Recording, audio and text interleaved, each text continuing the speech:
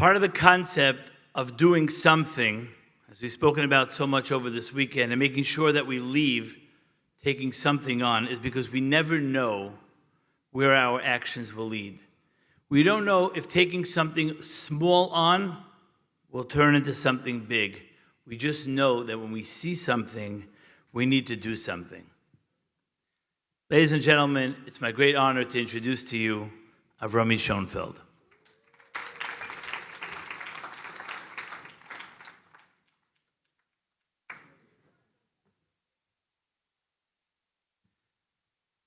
Good Tvach, everyone. My name is Avromy Schoenfeld, and I live in Flatbush, New York.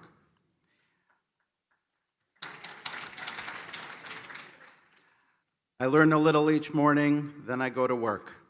I'm involved in my shul and with other chassid organizations, but I can't say that I grew up doing kiruv or that it's my forte.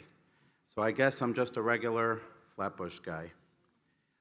About 2.5 years ago, I began learning Talmud Yerushalmi. Art Scroll was making a siyum on Yerushalmi in Miami around 1.5 years ago, and I decided to attend together with my chavrusa and a few of my friends. The night of the siyum, they were predicting a big hurricane which would be affecting flights into the area, so we decided to go a day early.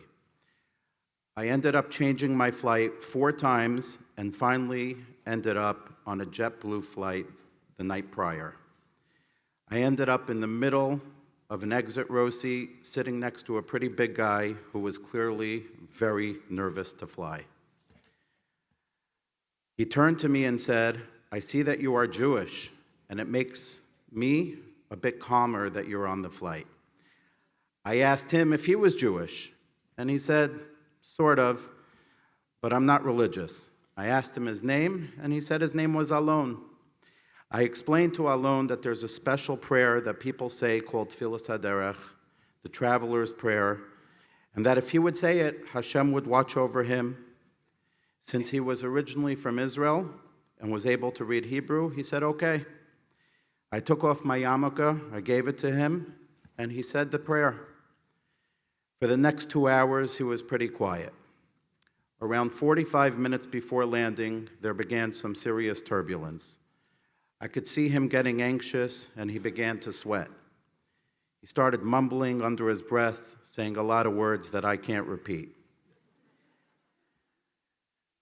I turned to Alon, and I said, "Calm down. We already said Tefillas Haderech," but that didn't seem to work. I then asked him if he ever kept Shabbos. He said no. I asked him if he ever ate kosher. He said no. I asked him if he ever davens.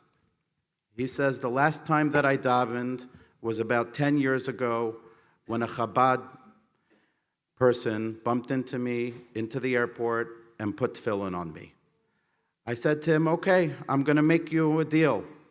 I'll say Tehillim with you now if you promise that tomorrow morning you will put on tefillin." I don't know what made me say that, but I just did. His terse response back to me was, "You sound just like my father." I waited for an answer, and then he said, "Okay, fine, it's a deal." We said a few pitlach of Tehillim together, and he calmed down.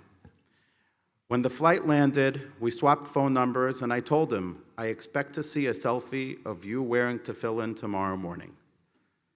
The next morning, I sent him a tefillin selfie of myself, and I anxiously waited for him to respond. Time went by, and what do you know? I finally received a selfie back of Alon wearing tefillin for the first time in over 10 years.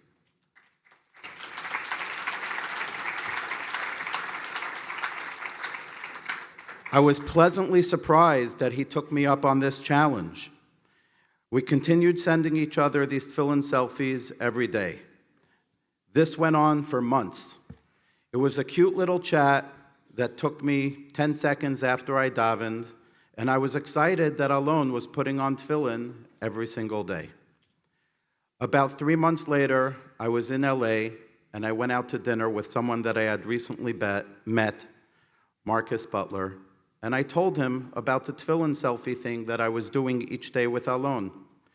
He was inspired by it, and he reached out to a non-religious Israeli associate friend of his, whose mother-in-law was not well, and proposed that he do the same thing as a schus for a refuah shalema for her. He accepted, and they started doing the Tefillin selfie thing too.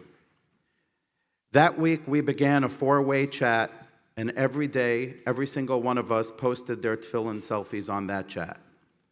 This went on until Pesach, when I convinced a non-religious chef at an Orlando Pesach program to join us. Soon a few others began to join, and then there were 12. It was exciting that this little Tefillin selfie thing was helping people, and I looked forward to helping and to finding more people to join. One day, Marcus, who I got closer with, he's now Moshe to me, had tickets to a game, and he told the group that if we reached 50 people, he would raffle off 2 tickets to a Mets game. We sent out the link, and people started joining. Young boys, older men, it just started growing. Overnight, we had over 150 people.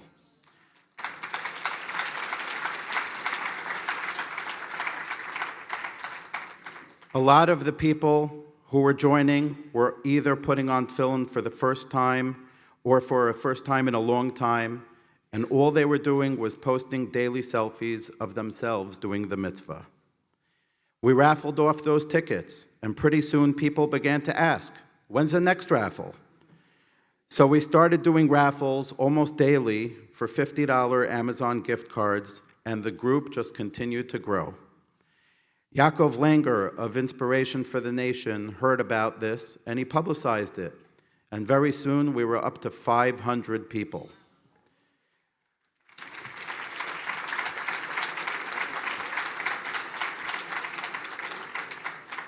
By the end of this past summer, we had close to 3,000 members and had to open 3 separate WhatsApp groups.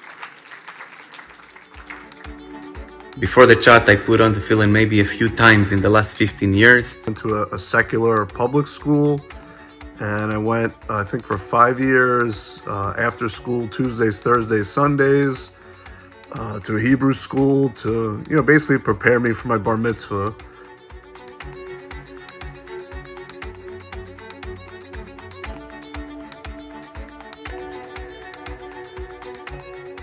I have to say it's been a blessing in all the sense of the word. I was talking with Avromy Schoenfeld, and he was telling me about this group. He asked me if I put on Tefillin anymore, and I said I really don't. It's been sitting on top of my closet for the past 15 years, and I really haven't touched them.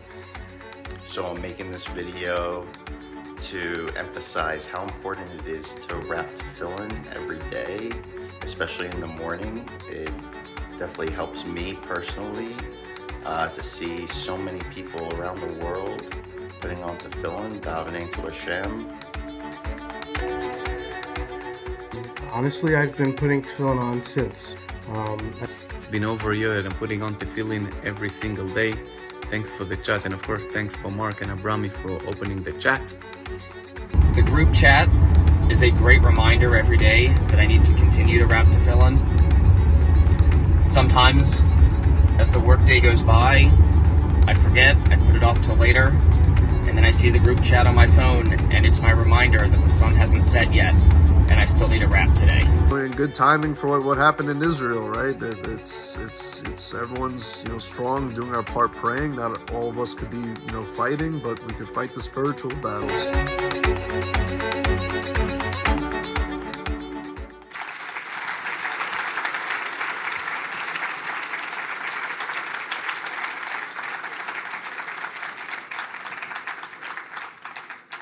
As our group continued to get larger and larger, I went with Moshe to visit Rav Elia Brudny Shlita to get some Torah guidance about how to proceed. He told us we should just keep doing it. It's no pressure, it's just a reminder for everyone to do the mitzvah, and it's just a simple way to keep people connected to Yiddishkeit. We do not allow anything on our group other than Tefillin selfies. Thousands of Yidden from over 30 countries around the world, proudly each wearing their Tefillin. Thousands of Yidden inspired by a simple idea that Hashem, I don't know why, placed in my head on that flight to Miami. It's incredible what we can do if we just connect with another Jew. Alon, my flying partner, was unfortunately unable to make it here tonight. I'm actually here. Hey!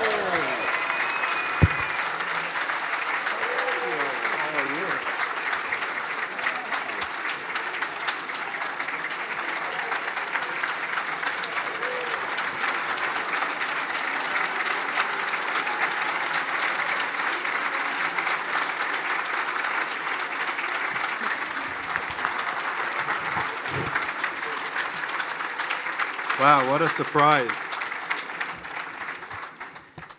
But I just wanted to say, I know how much it has meant to him, to Alon, and I know how much that this has changed his life. I just want to end by telling you that the person that I am today is definitely not the person that I was a year and a half ago. This experience has totally transformed and changed my life.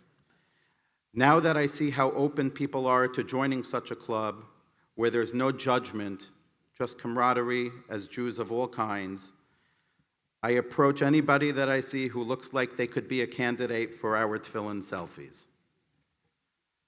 No outward appearances or walls can stop me if they are Jewish and they look like they could be elevated by joining our group.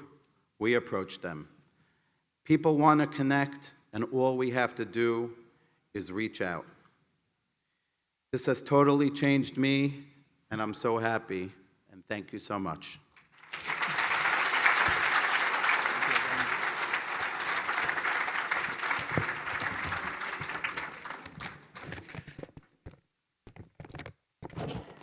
Hi, everybody.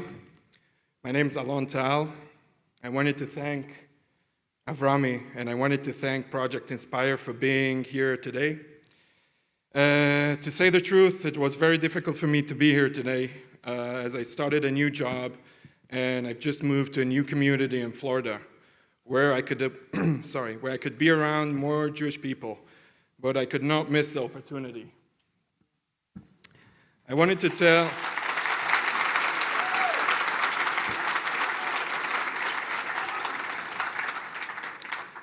to tell you one more amazing thing. I left Israel many years ago, and I left my tefillin behind. That was many years ago. 8 months before I met Avromy, on that plane, my mom came to visit me from Israel. She brought the tefillin with her. I asked her, why did she bring them? She didn't know why. There was no specific reason. She said, she just felt like it was a good idea to bring them with her. They sat in my apartment for months, gathering dust. Then I met Avromy, and he challenged me to take the selfie with a tefillin. Since that day, I put on my tefillin every day, and I send a daily tefillin selfie.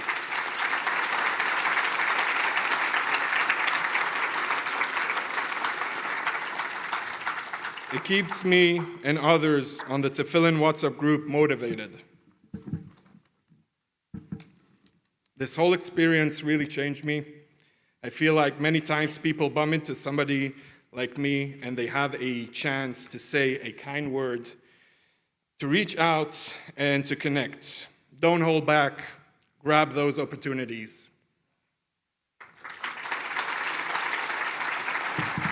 Thank you.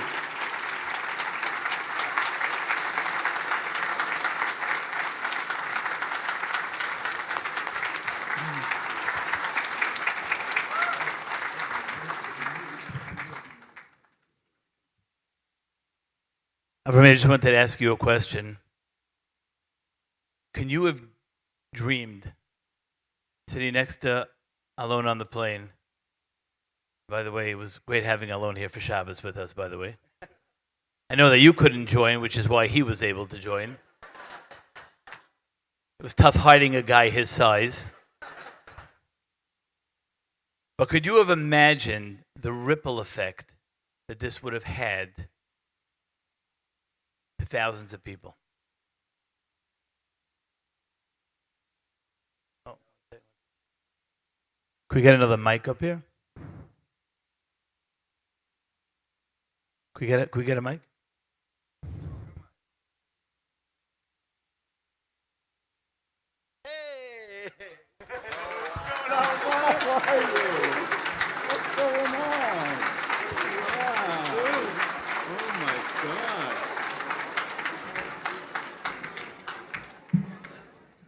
Avromy, I was asked to come here and express the impact that you've had on me. I drove 4 hours from Baltimore just to be here in this moment, to say thank you to you, and to say thank you to Marcus. The blatant selflessness that you portray every single day, the heartfelt and genuine messages that get sent out in the group, they always hit so close to home for me. The fact that I got a call personally from the both of you when I joined the group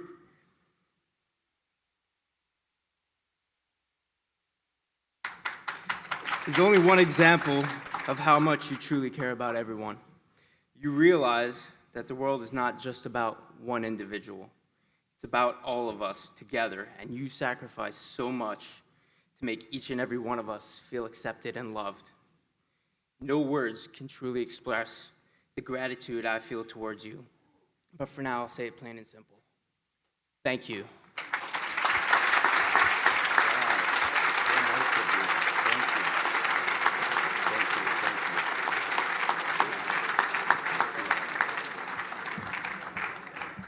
Wow, big surprise.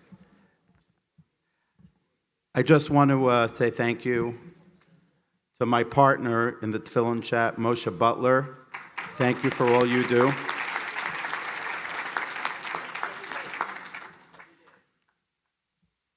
And I encourage anyone, if you see an opportunity, even something small, part of your daily routine, always look to make a Kiddush Hashem, because you never know what'll come out of it.